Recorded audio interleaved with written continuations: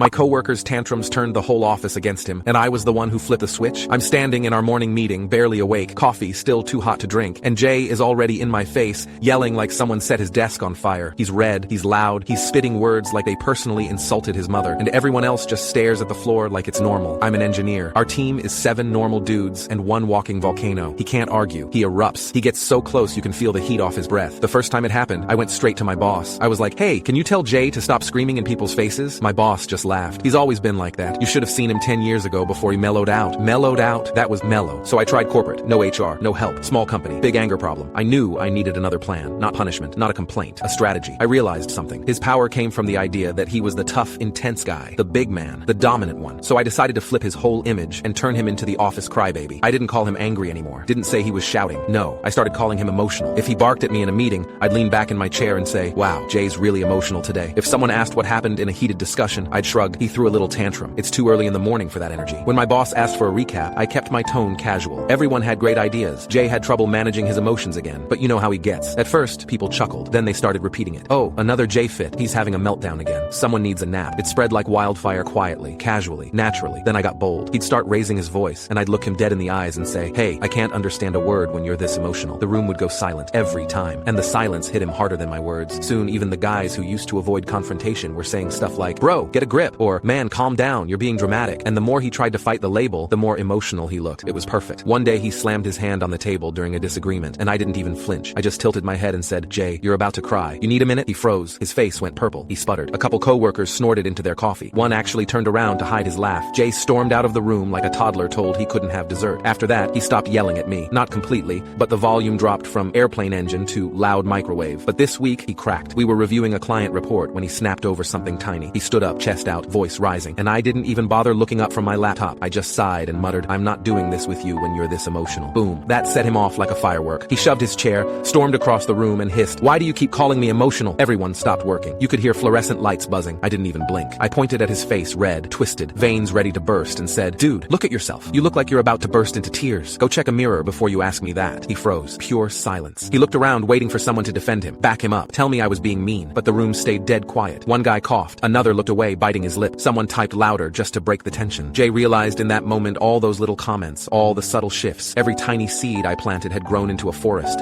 where he wasn't the tough guy anymore. He was the office man-child. His face twisted. He opened his mouth like he wanted to yell, but nothing came out. He grabbed his stuff. He stormed out, and right as he left the room, someone behind me whispered, there he goes again. Jay spun around like he was about to come back and fight, but he didn't. He just slammed the door so hard the glass rattled. I didn't smile. I didn't gloat. I just watched him leave, then said one final line, see, emotional, and that's where it ended.